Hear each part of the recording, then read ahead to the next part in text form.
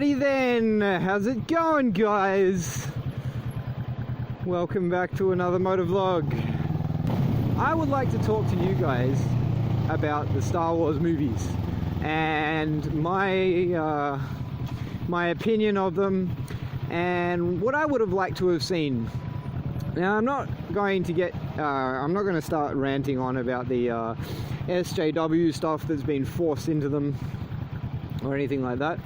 But what I am going to say is that I think it is wrong that the head of Lucasfilm and Disney have decided that it is okay to push a sexual and political agenda in a film that is primarily targeted. Now, let's face it, a lot of adults do love Star Wars, but it is still primarily targeted at kids.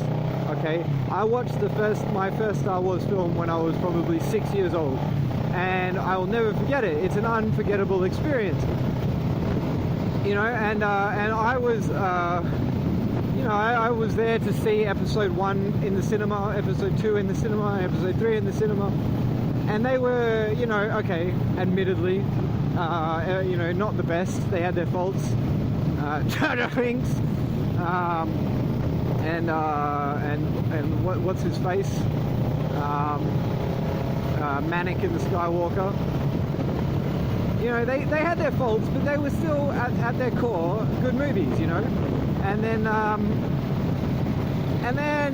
episode what is it? Episode 7 came out. And when Episode 7 came out, I thought to myself, wow, this is not a bad movie. I thought, it's like, the characters were interesting, but I thought to myself, well, they didn't really give them much of a backstory, but, I thought they were going to flesh that out in the later movies. Now, I was greatly disappointed when they didn't do that, and they did, in fact, just start shoveling these fucking political, sexual agendas into their movies. And I left The Last Jedi scratching my head and going, how is that possible? It doesn't make any sense. There was so many plot holes and problems in that movie. Cinematically, it was great. It was thrilling to watch the battle scenes and everything. Despite certain physics errors.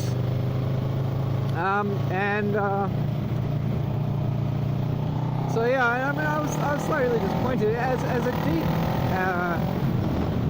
as a deep Star Wars fan. I'm not like a crazy Star Wars fan, but I'm a big fan. I've read a couple of the novels, and I've played a lot of the games. There might be one or two that I haven't played, but I've played a lot of the Star Wars games. And if I had been put in charge of Star Wars, in charge of Lucasfilm, and been given the task of making these movies, I probably actually wouldn't have bothered to try and continue the story of Luke and Han and Leia and all that, because I actually think that ending their story in Episode 6 was the best thing to do. It made sense. It was a nice close. It was a happy ending.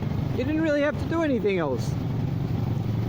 What I would have done instead is I would have told the story of the Hyperspace Wars.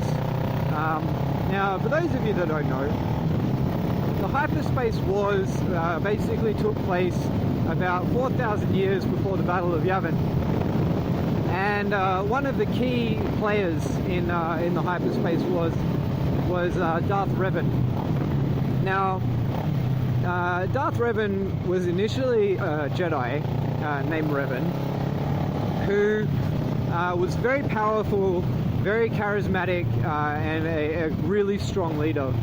And at the time when he lived, and there was a race called the Mandalorians, or a species called the Mandalorians, that were making a lot of problems in the galaxy, enslaving planets, bombing things, just making a nuisance of themselves, right? Now, they were a pretty significant problem, but the Jedi Council refused to involve the Jedi because they didn't have all of the they didn't have all the information, and they didn't want to risk making it worse. So they forbid any Jedi from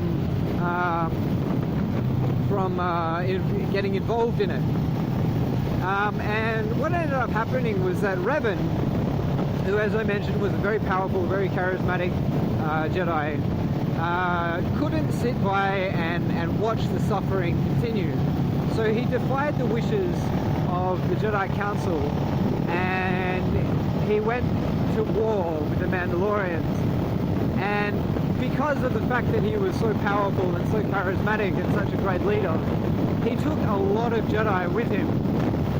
Now, during the course of the Mandalorian Wars, when Revan was fighting, they managed to turn the tide and defeat the Mandalorians, but in the process, Revan and most of the Jedi that followed him, including his apprentice Darth Malak, or rather, Malak, fell to the dark side, and they became Darth Revan and Darth Malak.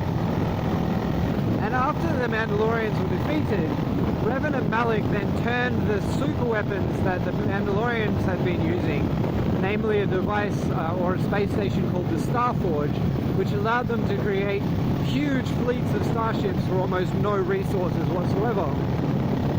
And Revan used the Starforge and other things to consolidate his power and destroy the Jedi, try to destroy the Jedi.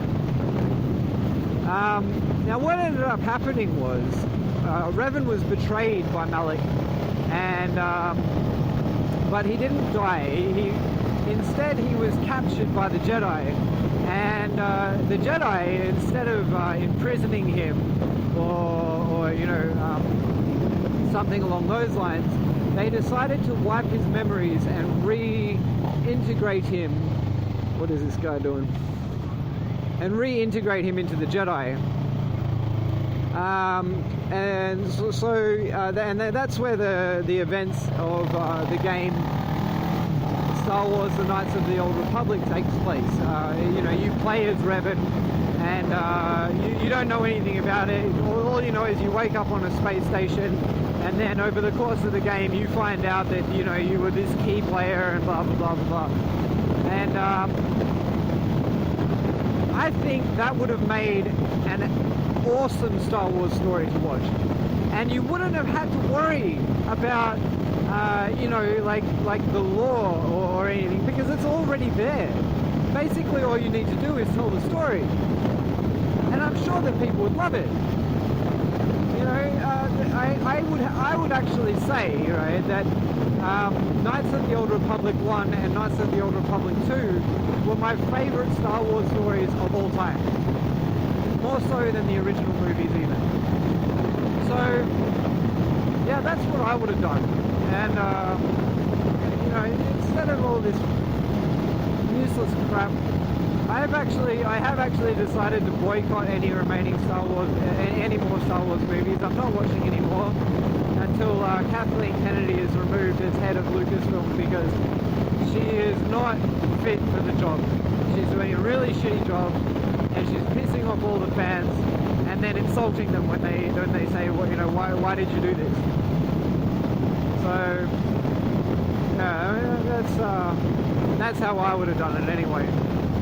Not that it matters. So, the other thing, a bit of a realization that I had when I last week, because at the moment it's rainy season in KL or in Malaysia, so it's raining around about 4 o'clock every day, and it's raining quite heavily. But last week, as I was about to leave for work, it started raining very heavily, so I had to take a car. And it was crazy, man, because I shit you not, I was having withdrawal symptoms from not being able to ride that day.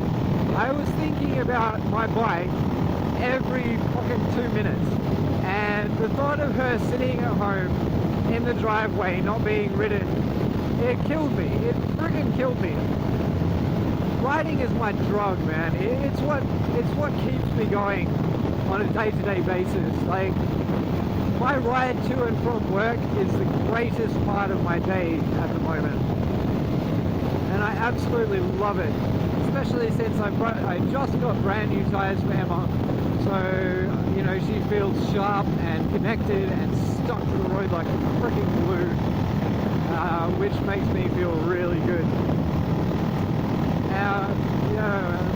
I mean, there's really no exact words to describe the thrill that I get from riding. Even if I'm just riding normally, you know, not smashing it or anything, there's this awesome thrill of riding which cannot be compared. I've been fortunate enough in my life to drive, you know, some nice sports cars and some nice luxury cars and some tuned cars as well. But they have nothing on a motorcycle. Absolutely nothing. I've driven a Porsche 911 Turbo, I've driven a Carrera 4S, and they got nothing. Nothing. I mean, the Turbo was like crazy fast, but it's still nothing compared to Emma. So if you know, like, if anybody watching this has ever wondered what it's like to ride a motorcycle and thought to themselves, you know, maybe I should get my license. Yes, absolutely yes, you should get your license, because the more motorcycles on the road, the less cars, the less traffic, everyone will get to where they're going faster, and on top of that, there'd be more people for me to talk to, because, you know, like, they say that, like, you know, being a biker is being part of a brotherhood. And the reason why is because we all feel the same. You're never going to find anybody that rides a motorcycle and says, oh, I fucking hate riding my motorcycle. I hate it. I'd much rather drive a car. Nobody says that. Anybody with a motorcycle absolutely loves the shit out of their motorcycle. Doesn't matter how fast or slow it is. I mean, I love my scooter just as much as I love Emma. They both have very different roles and they perform them perfectly. The only downside to riding is that you're subject to the elements, which means that, you know, if it's raining, it's going to suck. If it's hot, it's going to suck. But if you get those perfect conditions, man, there ain't nothing that can compare. It is the most wonderful, exhilarating feeling in the universe, especially when you pin the throttle. Well, not so much on the Scoot, but on Emma, yeah. And Emma's only a 650, man. She only makes about 50 horsepower at the wheel, maybe even less. But shit, man, that's more than enough. More than enough. I don't think that's a good idea, but I will pin it. Ready?